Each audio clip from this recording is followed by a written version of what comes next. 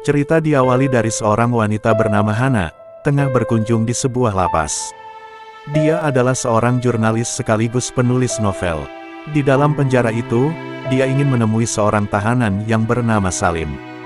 Salim adalah seorang narapidana di mana 10 hari lagi, dia akan menjalani eksekusi hukuman mati, karena kasus perampokan dan pembunuhan. Tujuan Hana bertemu Salim, adalah untuk berwawancara, dan menggali informasi langsung, untuk melengkapi berkas novelnya, terkait perampokan bank yang terjadi 14 tahun silam, yang menyebabkan 11 orang tewas dan puluhan lainnya terluka. Salim melakukan perampokan bersama dengan 4 rekannya, dari 5 pelaku hanya Salimlah yang masih hidup. Semuanya sudah saya ceritakan ke polisi. Dari cerita Salim, kita dibawa kembali ke 14 tahun silam, sebelum perampokan itu terjadi. Pria ini bernama Arya, dia bekerja di sebuah restoran. Kemudian ada Salim dan sahabatnya yang bernama Rahmat. Rahmat merupakan adik dari Arya. Salim dan Rahmat bersahabat sejak kecil, dan sudah seperti saudara. Mereka berdua bekerja sebagai kuli bangunan, dan juga menjalani pekerjaan sampingan sebagai badut, dan di malam harinya, Rahmat juga mencari uang tambahan sebagai sopir taksi. Selanjutnya ada Fikri, dia adalah adik dari Arya dan Rahmat. Fikri bekerja di sebuah bank sebagai karyawan magang. Dan bank inilah yang nantinya akan dijadikan target perampokan. Arya, Rahmat, dan Fikri, dibesarkan bersama dalam kesederhanaan, oleh ibunya yang bernama Nurmala. Saat ini ibu Nurmala terbaring di rumah sakit, akibat penyakit ginjal yang dideritanya.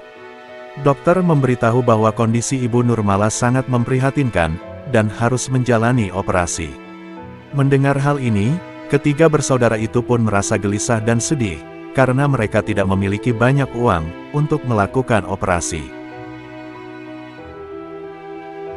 Sekeras apapun mereka bekerja, tetap saja uang mereka tidak cukup untuk membiayai operasi. Akhirnya mereka menempuh jalan pintas, untuk merampok bank di mana tempat Fikri magang.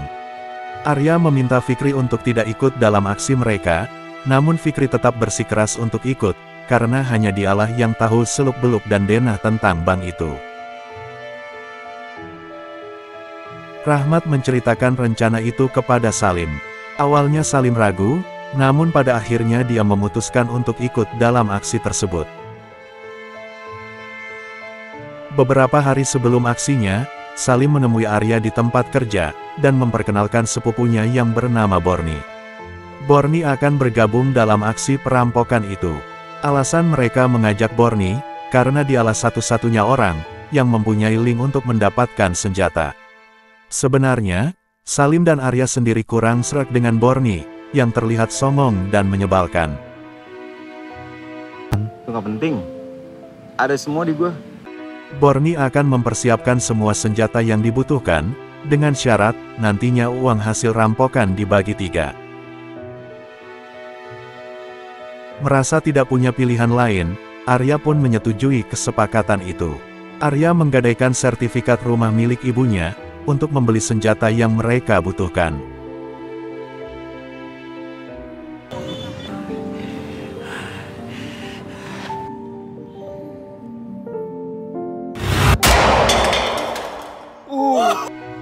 Malam hari sebelum menjalankan aksi, mereka belajar cara menggunakan senjata.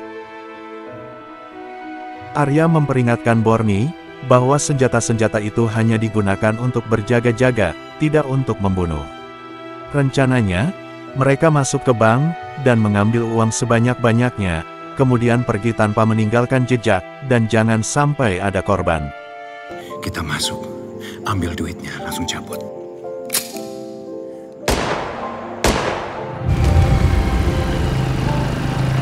Pagi harinya, mereka mulai menuju ke bank untuk menjalankan aksi perampokan, yang sudah direncanakan. Sebagai seorang perampok amatir, mereka tentu merasa takut, ragu, dan gemetar. Sebelum masuk ke bank, Borny membagikan senjata kepada rekan-rekannya. Arya kembali menegaskan jangan sampai ada korban. Kemudian mereka masuk ke dalam bank, yang hanya dijaga oleh satu orang security, yang sudah agak tua. Semua nasabah dan karyawan bank merasa panik dan ketakutan. Setelah mengumpulkan dan menyandera semua orang, mereka mulai bergerak sesuai dengan arahan yang sudah mereka rencanakan.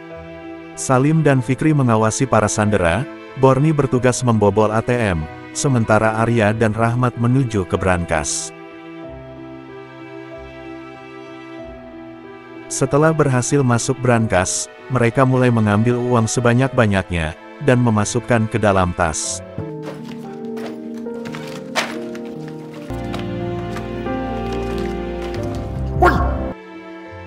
Karena kesulitan membobol ATM, Borny memanggil Salim untuk membantunya, dan kini hanya tinggal Fikri lah yang menjaga para sandera. Melihat Fikri dalam kondisi lengah, Pak Rai yang merupakan security di bank itu, mencoba untuk memanfaatkan situasi. Pak Rai menodongkan senjata ke kepala Fikri, dan meminta rekannya untuk menyerah. Spontan Borny menodongkan senjata ke arah Pak Rai dan bersiap untuk menembak. Fikri berusaha untuk mencegah Borny, agar tidak menembak. Salim yang minim akan pengalaman, nampak bingung menghadapi situasi yang mencekam seperti ini. Fikri meminta Borny dan Salim untuk menurunkan senjata. Namun Borny yang merasa panik, tetap menodongkan senjatanya. Di tengah ketegangan, Fikri melepaskan helmnya. Merasa kaget dan tercengang, ketika melihat bahwa itu adalah Fikri, Pak Rai perlahan mulai menurunkan senjatanya. Namun Borny justru melepaskan tembakan, karena yang dia lihat pistol dari Pak Rai mengarah kepadanya.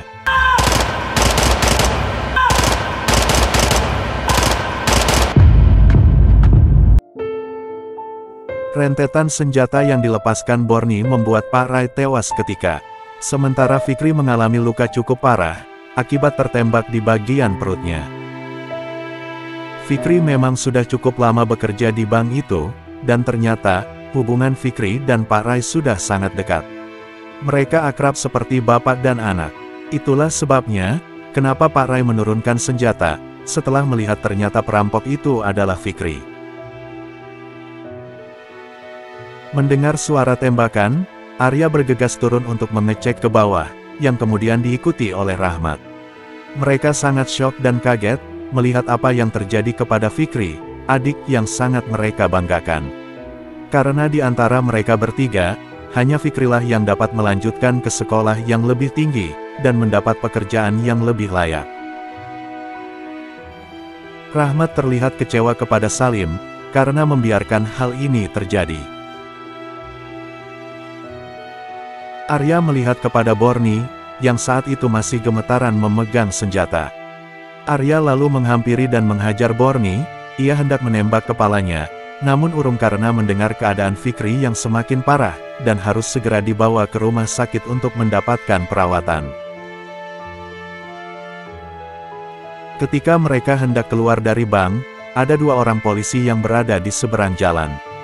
Mereka sama-sama terkejut dan saling menatap. Borny langsung memberondongkan senjatanya ke arah kedua polisi itu, dan baku tembak pun tak terhindarkan. Arya dan Rahmat bersembunyi di balik mobil, sambil melindungi adiknya. Sementara Salim hanya tiarap ketakutan. Satu orang polisi tewas terkena tembakan dari Borny. Dan banyak warga yang melintas, menjadi korban peluru nyasar, dari tembakan yang dilepaskan Borny. Arya dan Rahmat mencoba membawa Fikri menggunakan mobil. Namun sayang, Arya gagal masuk ke mobil, karena polisi terus menembakinya. Arya meminta Rahmat untuk segera membawa Fikri ke rumah sakit, sementara dia sendiri lari dari TKP. Borny merasa marah, karena dia berpikir ketiga bersaudara itu berniat kabur, dengan membawa uang hasil rampokan. Salim juga merasa kecewa, karena dia menganggap bahwa Rahmat telah kabur meninggalkannya. Merasa dihianati, Borny berniat menembak Arya, namun gagal karena polisi terus menembakinya.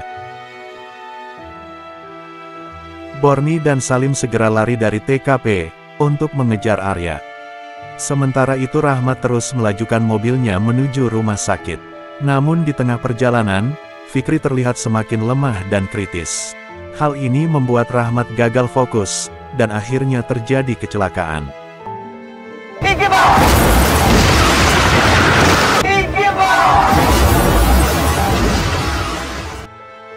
Setelah itu Rahmat keluar dari mobil, ia nampak kebingungan, dia melihat ke sekeliling dan orang-orang sekitar hanya memandangnya.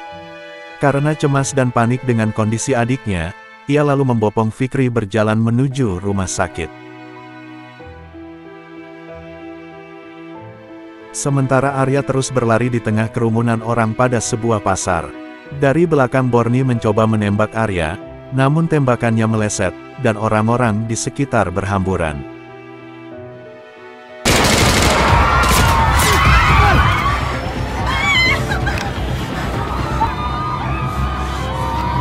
Setelah berjalan beberapa kilometer, akhirnya Rahmat sampai di rumah sakit.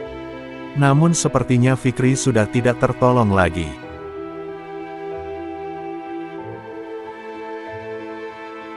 Sementara itu, Borny terus mengejar Arya hingga ke jalan raya. Tak berselang lama polisi pun tiba, dan mengepung mereka. Borny memberondongkan senjatanya ke arah polisi, dan baku tembak tak terhindarkan. Sementara sampai detik ini, Salim belum berani menggunakan senjatanya, dia merasa takut dan tidak punya nyali.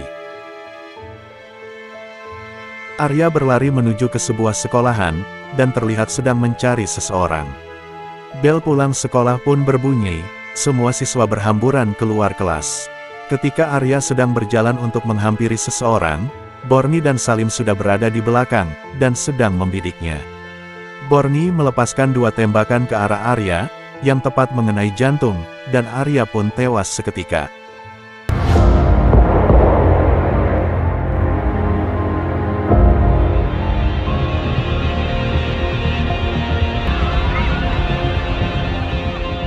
Borny langsung mengambil tas yang dibawa Arya, namun ketika ia hendak keluar dari sekolah, polisi sudah siap siaga mengepungnya. Tak mau menyerah begitu saja, Borny menyandera seorang siswi, kemudian memberondong polisi dengan senapan otomatisnya. Sampai akhirnya dia kehabisan peluru, dan ketika akan mencoba untuk lari, polisi segera menembaknya, dan Borny pun tewas.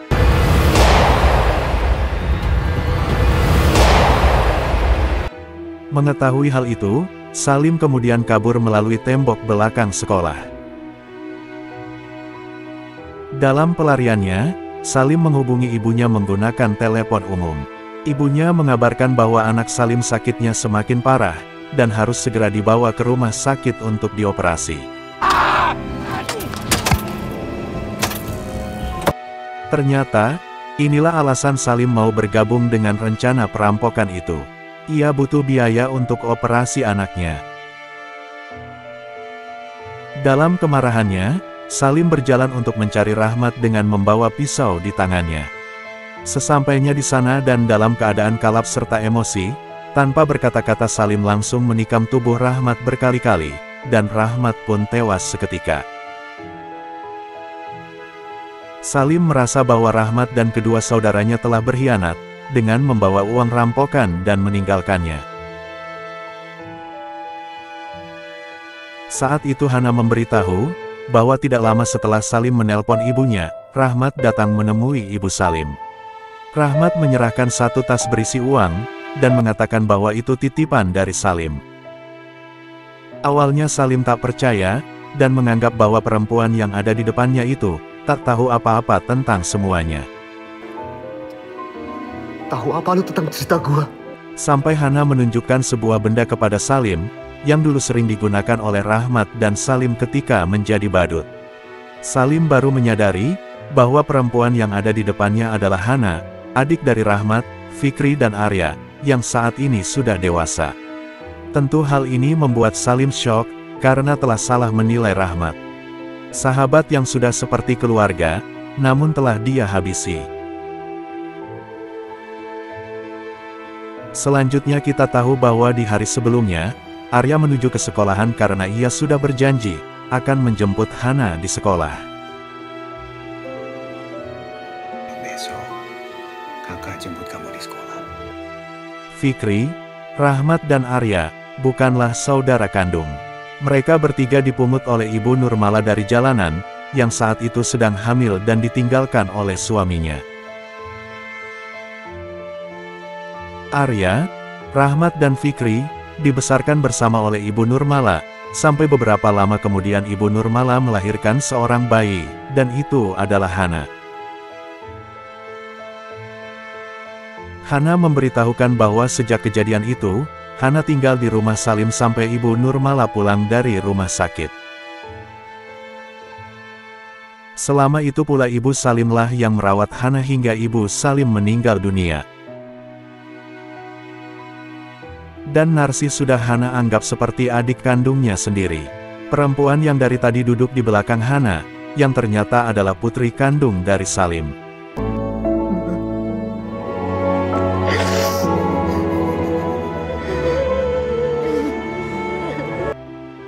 Saat ini, Hana bersama ibunya dan Narsi mendirikan rumah sosial dan tinggal bersama puluhan anak asuh yang mereka pungut dari jalanan. Dan akhirnya cerita pun selesai.